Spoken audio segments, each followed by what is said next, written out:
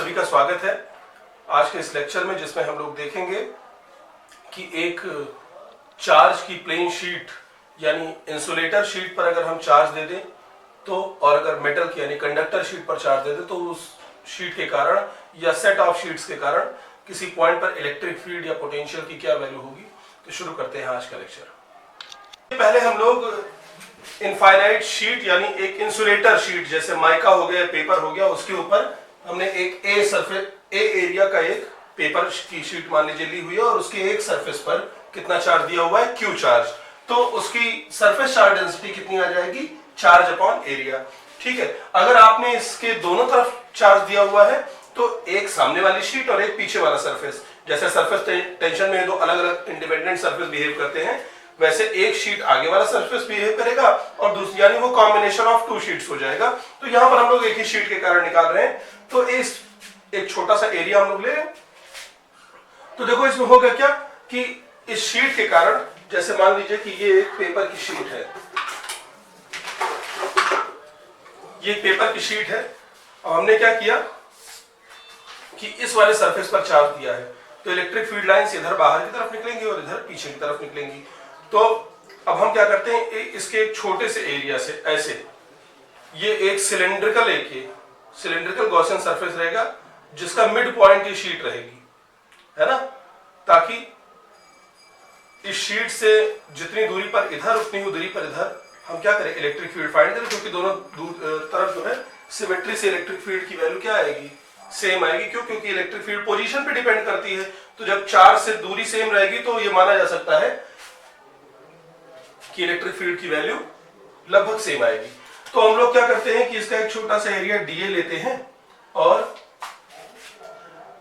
इसको मैं यहां लिखूंगा नहीं, और एक हम लेते हैं सिलेंड्रिकल गॉसियन सरफेस जो इसके आर पार निकल रहा है, और वो गॉसियन सरफेस आधा इधर बाहर है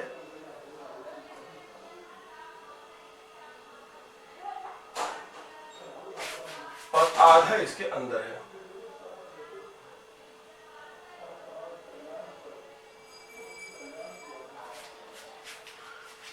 तो इस सरफेस पर क्या होगा, इसका एरिया वेक्टर जो होगा dA, ये इधर की तरफ, और यहां इलेक्ट्रिक फील्ड अगर E है तो ये भी इधर की तरफ होगी।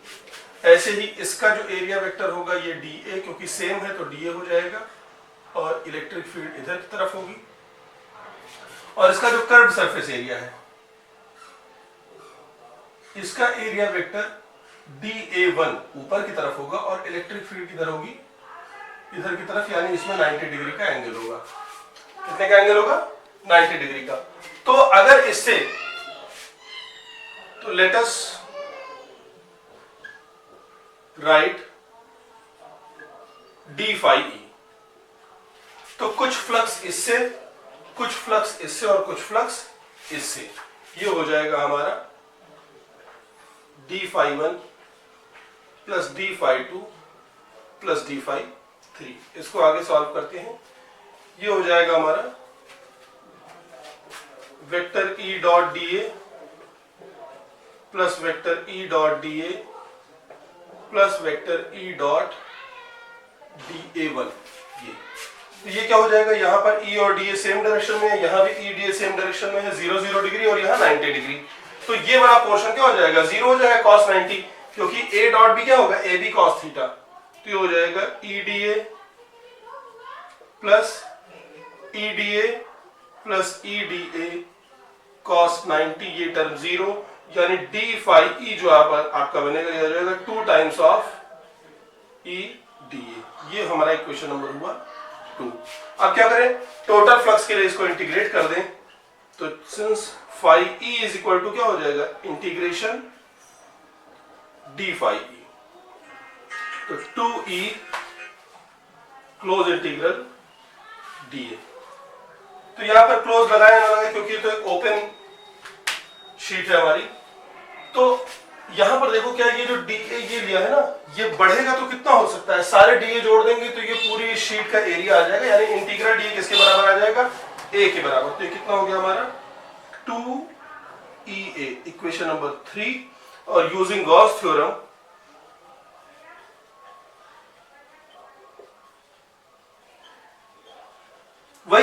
सबसे पहले हम लोगों ने क्या किया, डेंसिटी निकाली, फिर अपना गॉसियन सरफेस, फिर डी फाई ई का इक्वेशन लिखा, उसको इंटीग्रेट किया। जब हमें फाई ई मिल जाएगा तो फाई ई अब हमें गॉस थ्योरम भी देती है, तो गॉस थ्योरम यूज कर लेंगे। तो फाई ई किसका हो जाएगा, फाई ई की वैल्यू क्या हो जाएगी, क्यू बाई एप्सिलॉन नॉट। अगर किसी के मीडियम में रखा हुआ है तो क्यू बाई एप्सिलॉन नॉट के हो जाएगा। Equation number 4। अब 3 और 4 से क्या हो जाएगा, यूजिंग इक्वेशन 3 एंड 4, इक्वेशन 3 और 4 से एक साथ हम क्या निकाल सकते हैं, फाई ई की दोनों वैल्यूज को एक साथ बराबर रख दीजिए, यानी 2EA इज इक्वल टू कितना हो जाएगा, Q बाई एप्सिलॉन नॉट, यानी यहां से E इज इक्वल टू कितना हो जाएगा, Q by 2 epsilon not A, और Q बाई A क्या है, सिग्मा, ठीक है। तो E इज इक्वल टू कितना हो जाएगा, सिग्मा बाई 2 एप्सिलॉन नॉट, इतने न्यूटन पर कूलम। ये आ गया इक्वेशन नंबर 5, ठीक है। तो ये हमारी इलेक्ट्रिक फील्ड हो गई, किसके कारण, एक चार्ज शीट के कारण। अब देखते हैं आगे। अब देखिए इस फॉर्मूले को यूज करने के लिए दो अप्रोक्सीमेशंस यूज करनी, क्यों, क्योंकि ये इनफाइनाइट प्लेन शीट है ना। तो इनफाइनाइट शीट का मतलब कि शीट का आकार बहुत बड़ा है। तो शीट का आकार बहुत बड़ा होने के लिए क्या है कि ये जो दूरी ली गई है, ये R, ये R की वैल्यू शीट के साइज के हिसाब से बहुत छोटी होनी चाहिए। यानी यहां पर दो अप्रोक्सीमेशन हमें लेनी है, यानी दो बातों का ध्यान रखना पड़ेगा कि पहली चीज क्या है, first point is taken near to the sheet, यानी जो R है वो बहुत छोटा होना चाहिए, किससे, इसकी डायमेंशन, एरिया की जो डायमेंशन है, यानी L और B से, तब ये शीट एक इनफाइनाइट शीट की तरह बिहेव करेगी। दूसरी चीज, second, point should not be taken near the edges, ये जो इसके सिरे हैं, ये इन एजेस के पास अगर आप पॉइंट ले लेंगे तो एजेस पर क्या होता है, सरफेस एरिया कम हो जाता है और चार्ज की वैल्यू वही रहती है, तो वहां पर चार्ज डेंसिटी बढ़ जाती है, यूनिफॉर्म चार्ज डेंसिटी नहीं रह जाती, और जो इलेक्ट्रिक फील्ड लाइंस है वो क्या हो जाती हैं, कर्व हो जाती हैं। तो उसके कारण ये फॉर्मूला वहां पर नहीं लगेगा, इसलिए किनारों के पास हम ये पॉइंट नहीं लेंगे, किनारों के पास ये फॉर्मूला नहीं लगेगा। ये इफेक्ट हमें पैरेलल प्लेट कैपेसिटर में भी पढ़ना पड़ेगा। अब देखते हैं कि अगर हमारे पास दो प्लेन चार्ज शीट है, ऐसी ही दो शीट्स है, तो उनके साथ कैसे हम इस फॉर्मूले को अप्लाई करेंगे। पहला केस कि जब चार्ज डेंसिटी सेम हो तब, जब चार्ज डेंसिटी डिफरेंट हो तब। देखते हैं कि शीट्स के कॉम्बिनेशन के कारण इलेक्ट्रिक फील्ड कैसे फाइंड होगी। हम लोगों ने यहाँ पर दो शीट्स ली हुई हैं, जिसमें से पहले की डेंसिटी है सिग्मा 1 और दूसरे की सिग्मा 2। यहाँ दोनों की डेंसिटी पॉजिटिव है, और यहाँ पर क्या है, एक पर पॉजिटिव चार्ज, दूसरे पर नेगेटिव चार्ज होने के कारण इसकी डेंसिटी नेगेटिव है। 3 पॉइंट्स पर निकालना है। पहली चीज यहाँ, यानी इसको ले लें P पर, Q पर और R पर, यहाँ पर, और ऐसे यहाँ पर P पर, Q पर और R पर। बहुत इजी है, कुछ करना नहीं है इसमें। जो फॉर्मूला हमें यूज करना है वो क्या है, E is equal to sigma by 2 epsilon naught. देखिए ये फॉर्मूला जो है ये डिस्टेंस से फ्री है, यानी बहुत बड़ी डिस्टेंस तक तो नहीं, लेकिन एक सीमित डिस्टेंस तक, जब तक R की वैल्यू डायमेंशन से बहुत ज्यादा नहीं हो, है ना, यानी डायमेंशन के ऑर्डर ऑफ मैग्नीट्यूड में ना आए R की वैल्यू, तब तक के लिए फॉर्मूला हमारा वैलिड रहेगा। तो चाहे यहां हो Q, चाहे यहां हो, इसके कारण यहां डायरेक्शन का खेल है। तो सबसे पहले P पर निकालते हैं। इस सिग्मा 1 के कारण P पर जो इलेक्ट्रिक फील्ड आएगी वो मान लेते हैं E1 आएगी अवे इधर, और E2 भी सेम डायरेक्शन में आएगी ये। तो P पर इलेक्ट्रिक फील्ड एट P, ये क्या हो जाएगा हमारा E1 प्लस E2, और ये E1 हो जाएगा हमारा किसके कारण है, ये सिग्मा 1 के कारण।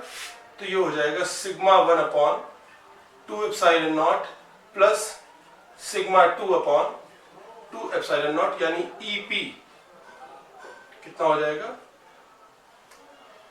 Sigma 1 plus sigma 2 upon 2 epsilon not,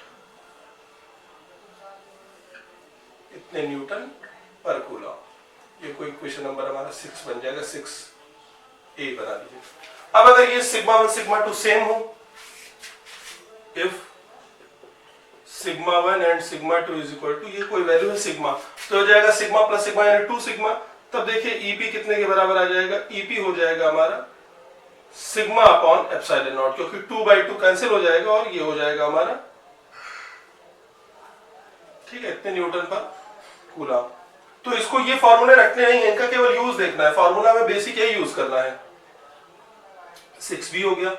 फिर Q पर आ जाइए, तो Q पर जितनी फील्ड इधर है ये E1 के कारण होगा 4 से अवे, और E2 के कारण 4 से अवे इधर हो जाएगा सिग्मा 2 के कारण।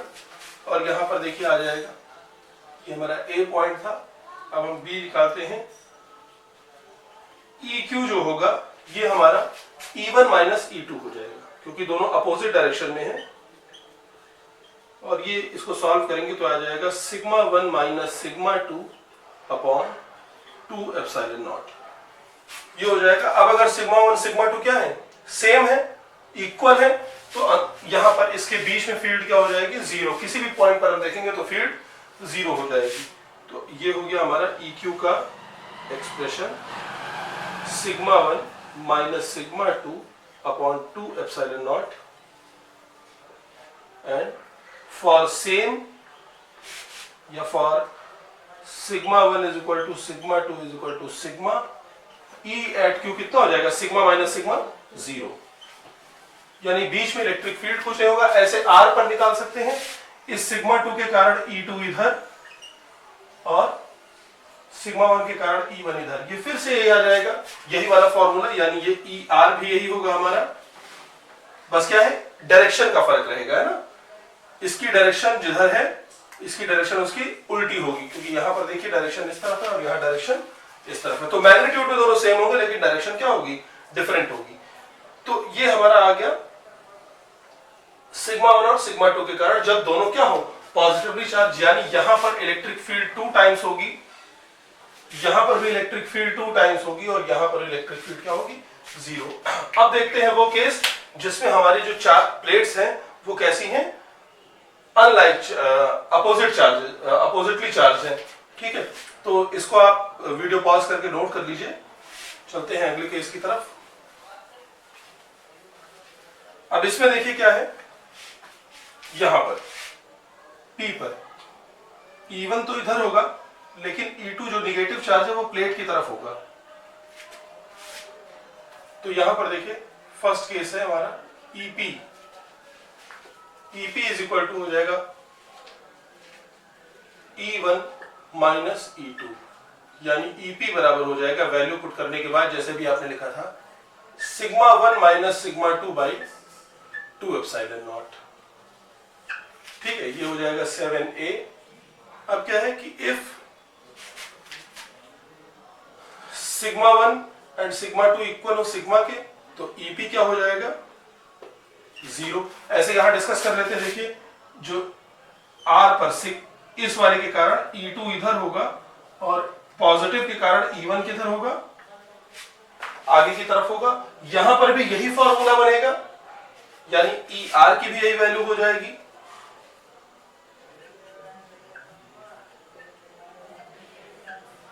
ठीक है, डायरेक्शन का केवल फर्क आएगा। और अगर दोनों सेम होंगे,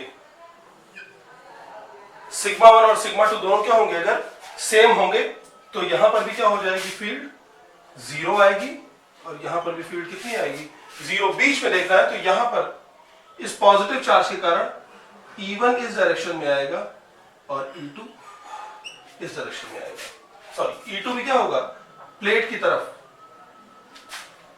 और देखिए जो टोटल फील्ड आएगी हमारी, वो हमेशा की तरफ से किधर आएगी, पॉजिटिव से नेगेटिव की तरफ, ठीक है। तो यानी यहां बीच में इसकी वैल्यू 0 होने की संभावना नहीं है। तो B देख ले क्या हो जाएगा, E एट Q, ये हो जाएगा हमेशा E1 प्लस E2,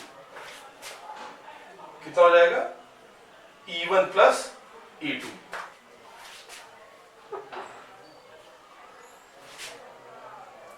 तो E1, अब चूंकि हमने देखिए डायरेक्शन ले लिया है ना, यहां पर क्या कर लिया है, यहां पर देखिए कहीं पर भी चार्ज डेंसिटी का साइन नहीं लिया है, भले मैंने इसको माइनस लिखा है क्योंकि माइनस के कारण डेंसिटी एक स्केलर टर्म है, लेकिन इलेक्ट्रिक फील्ड हम लोग कैलकुलेट कर रहे हैं। इलेक्ट्रिक फील्ड कैसी क्वांटिटी है? वेक्टर। इलेक्ट्रोस्टैट्स के पहले लेक्चर में क्या बताया था न्यूमेरिकल वाले, कि जब भी हम लोग इलेक्ट्रिक फील्ड या फोर्स को कैलकुलेट करते हैं तो वहां पर चार्ज का साइन हम लोग नहीं रखते हैं, और सिग्मा में चार्ज है, सिग्मा में चार्ज है, तो अगर हम डायरेक्शन ले रहे तो चार्ज का साइन नहीं लेंगे, ठीक है। तो यहां पर ये आ जाएगा, और यहां पर देखिए ये नेगेटिव क्यों रखा, क्योंकि ये अपोजिट डायरेक्शन में है। सिग्मा 1 और सिग्मा 2 ये फील्ड्स की वैल्यू को घटाने पर आएगा, तो ये आ जाएगा हमारा sigma 1 plus sigma 2 upon 2 epsilon not, ठीक है। और अगर सिग्मा 1 और सिग्मा 2 आपस में क्या हो, इक्वल हो सिग्मा के, तो EQ किसके बराबर आ जाएगा, सिग्मा अपॉन एप्सिलॉन नॉट, यानी Q by epsilon not A। ये हमारा आ गया इक्वेशन नंबर 7B, और ये नहीं आ गया। तो ये था चार्ज शीट के कारण। अब इसी तरीके से हम लोग किसके कारण निकालते हैं, अगर हमारी एक प्लेट हो, यानी एक कंडक्टिंग प्लेट हो, तो कंडक्टिंग प्लेट्स में अगर हमारी थिन प्लेट है, कैसी प्लेट है, पतली प्लेट है, तो पतली प्लेट पर क्या होता है, दिया गया चार्ज उसके पूरे सरफेस पर यानी दोनों तरफ हो जाएगा, दोनों तरफ फैल जाएगा। लेकिन अगर मोटी प्लेट है तो जो चार्ज रहेगा वो एक ही तरफ रिस्ट्रिक्ट रहता है, क्योंकि मेटल के अंदर, कंडक्टर के अंदर से कोई भी इलेक्ट्रिक फील्ड क्रॉस नहीं होती है। तो उसको आगे देखते हैं कि अब कंडक्टिंग प्लेट से कैसे इलेक्ट्रिक फील्ड जनरेट होगी। मैथमेटिक्स ऐसी ही रहेगी। तो अब इस टॉपिक में क्या है कि हम लोगों ने एक मेटालिक प्लेट ले रखी है। कैसी प्लेट है ये, कंडक्टिंग प्लेट है, और इसकी कुछ थिकनेस है, और इसके एक सरफेस पर क्या किया गया है, वही ए एरिया पर Q चार्ज दे दिया गया है, जिसके कारण इसकी जो सरफेस चार्ज डेंसिटी सिग्मा बनी है वो कितनी है, Q बाई A। ये इक्वेशन नंबर 1 हो जाएगा। अब हम लोगों को एक ऐसा गॉसियन सरफेस लेना है जिसका कुछ हिस्सा क्या है, इस प्लेट के बाहर है, और बाकी का जो हिस्सा है ये इस प्लेट के अंदर है, यानी ये जो P' पॉइंट लिया गया है, ये इस प्लेट, ये मोटी सी जो प्लेट है इस प्लेट के बीच में है कहीं पर, ठीक है। तो अगर हम लोग d phi e का इक्वेशन लिखें तो d phi e बराबर हो जाएगा हमारा E dot dA plus E dot dA1 plus E dot dA2, ठीक है। तो यहां पर क्या है, दोनों के बीच का एंगल 0 है, यहां 90 डिग्री, और यहां पर E की वैल्यू 0 है। तो यहां पर तो E 0 है, यहां एंगल कितना है, 90 डिग्री, तो ये भी 0 हो जाएगा, यानी ये d phi e जो हमारा हो जाएगा, ये हो जाएगा E dA plus E dA cos 90, और ये हो जाएगा 0 इंटू dA। तो ये भी 0, ये भी 0 कैंसिल हो जाएगा, यही बचेगा हमारा, और d phi e जो हो जाएगा, d phi e हो जाएगा E dA। ये इक्वेशन नंबर 2 बनेगा। इसको जब हम इंटीग्रेट करेंगे, ऑन इंटीग्रेट करेंगे तो phi e की वैल्यू मिलेगी, और phi e की वैल्यू हो जाएगी E इंटीग्रल dA, और dA का इंटीग्रेशन इसका पूरा एरिया हो जाएगा पहले की तरह, ये हो जाएगा EA, इक्वेशन नंबर 3। अब using Gauss theorem phi e की वैल्यू कितनी होती है, Q by epsilon not, equation number 4। इन दोनों से वैल्यू को इक्वल रखा जाए तो E इंटू A किसके बराबर हो जाएगा, Q बाई एप्सिलॉन नॉट की, यानी E बराबर हो जाएगा Q by epsilon not A, या Q बाई A को हम लोग सिग्मा रखते हैं तो E की वैल्यू कितनी हो जाएगी, सिग्मा अपॉन एप्सिलॉन नॉट। ये हो गया इक्वेशन नंबर 5। ये हमारी इलेक्ट्रिक फील्ड की वैल्यू आ गई। बाकी सारे कैलकुलेशन इसी तरीके से किए जाएंगे। ये हमारी ध्यान रखिएगा कि ये थिक प्लेट है। कैसी प्लेट है, थिक प्लेट है, ठीक है। अगर हम इसकी जगह एक पतली प्लेट लेते, एक थिन प्लेट लेते, तो चार्ज क्या होता, उसके दोनों तरफ डिस्ट्रीब्यूट हो जाता। तो for thin plate, thin plate के लिए इलेक्ट्रिक फील्ड वैसे ही आएगी जैसे शीट के लिए आई थी। वहां पर इलेक्ट्रिक फील्ड कितनी हो जाएगी, E is equal to epsilon naught upon sigma by 2 epsilon naught, जो पहले हमारा आया था, ठीक है। तो यहां पर ये डिपेंड, इस बात से इसकी डिपेंडेंसी कम है कि हम मेटल ले रहे हैं या एक नॉन कंडक्टर ले रहे हैं। डिपेंड ये करता है कि प्लेट हमारी कैसी है। अगर मोटी प्लेट है तो उसके एक सरफेस पर दिया जाएगा, यही प्लेट अगर पतली होती तो चार्ज इसके दोनों सरफेस पर फैला होता और वही पुराना हमारा इक्वेशन आता। तो जो प्लेटों के बीच में इलेक्ट्रिक फील्ड निकालना है वो यहाँ पर भी उसी फॉर्मूले से आएगा जैसे आपने ये क्या कहते हैं शीट वाला देखा था। ठीक है, तो इसका यूज जो होता है वो पैरेलल प्लेट कैपेसिटर के प्रूफ में होता है। तो इसको आप कॉपी कर लीजिए, नोट्स बनाइए, इस पर बेस बहुत आसान सवाल होते हैं, आप उनको लगाइए। और इसी आशा के साथ कि आपको ये लेक्चर समझ में आया होगा, मैं विदा लेता हूँ और मिलूंगा फिर से अगले लेक्चर में। धन्यवाद।